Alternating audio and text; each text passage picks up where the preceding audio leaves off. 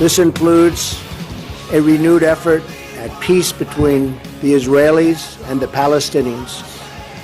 And I thank the Prime Minister for his commitment to pursuing the peace process. He's working very hard at it. It's not easy. I've heard it's one of the toughest deals of all, but I have a feeling that we're going to get there eventually. I hope. The president bringing up Middle East peace and the multiple hurdles that would have to be cleared to get there, obviously, but he's talking about it. That's positive, right? Let me update you on this before we move along here. There was a shooting involving a St. Louis County police officer, it looks like. A Velda City police officer grazed by a bullet this morning while scuffling with a suspect returned fire. That's according to the Post. The suspect apparently was hit by the officer's gunfire, and eventually they found the suspect, the condition not being released. But the officer was slightly injured as well from Velda City, but is expected to be okay. So I just want to give you that update in case you had been following that story. Let me get to my guest right now, Jim Phillips, who is a senior researcher for Middle Eastern Affairs at the Heritage Foundation. Jim, you know, these days things are so complicated in the Middle East that you almost need a PhD to pile through all of it. Yeah, it's very kaleidoscopic, and just when you think you have the situation under control, there's some faction that'll split off and form an alliance with some other country and screw everything up. Yeah, I was, let me get your reaction to the president's comments both in Saudi Arabia about radical Islam and trying to control that, and then the comments he made in Israel today. Is he on track? Do you like what you've seen so far? I think the Saudi speech was solid. He was very disciplined and stuck to the written text. He made it clear that what we're fighting is an ideology of Islamist extremism and not the religion of Islam. And I think that was an important point for recruiting Muslim allies to fight ISIS and Al Qaeda. And overall, I think the trip is going pretty well. Yeah, I thought it was important for him to stand up and say that when he made the line about the fact that America is a sovereign nation, our first priority is always the safety and security of our citizens. Then he followed it up with something to the effect that we're not trying to come over here and tell you what to do.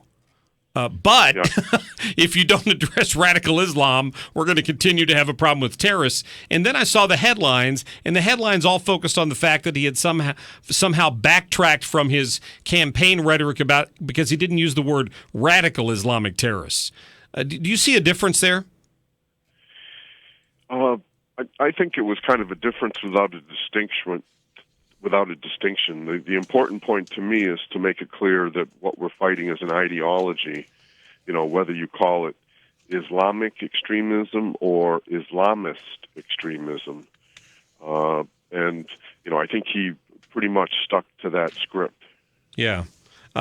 In terms of the Iranian comments, I know there were negative reactions out of Iran to that. I guess I'm not surprised. Did it do anything to solidify the U.S. position or build on maybe something that had slipped away over the past 5 or 6 years because of the way the previous administration handled that? Yeah, I argue that what the president was doing is essentially making lemonade out of lemons. That is to say that Saudi Arabia and many other Sunni Arab countries were adamantly opposed to U.S.-Iran policy under the Obama administration, and they felt like that downplayed Iran's threat, and the nuclear deal was naive and left them exposed to Iranian regional aggression because the U.S. under Obama was very reluctant to push back against Iran in Syria or anywhere else. And so I think President Trump kind of exploited this disaffection by changing the U.S.-Iran policy and thereby greatly improving the chances of much closer strategic cooperation, not only with the Arabs, but with Israel. Right. Jim Phillips is our guest from the Heritage Foundation. He's a senior researcher for Middle Eastern affairs. When it comes to the thought of the United States moving its consulate or its embassy to Jerusalem, if they do that, because I think Nikki Haley said it's what she wants, and I don't know if she got a positive or negative out of Tillerson on that today, but what would the long-term impact be on the possibility of a solution to the Israeli-Palestinian situation if suddenly the American embassy was in Jerusalem? Well, some critics maintain that moving the embassy would automatically reduce the chances of any kind of Israeli-Palestinian peace. But I think that if the U.S. made it clear that the embassy was moving to Western Jerusalem, which always, as it has been clear, belongs with Israel, and not in Eastern Jerusalem, which is disputed territory, then that would minimize the damage done. There still would be a lot of protests, perhaps demonstrations, and even riots or attacks outside U.S. embassies in the Middle East. But I think there still will be a possibility of negotiations if the U.S. makes it clear that this would not prejudge the form of a final settlement. Interesting. So I'm guessing, I think the president meets with Mahmoud Abbas tomorrow, I think I heard. So he's going to have to, I guess, watch his words based on what he said in Israel and Saudi Arabia the last couple of days. Yeah, and it looks like the administration is postponing consideration of moving the embassy. Okay. Probably to minimize its impact on its effort to revive peace negotiations.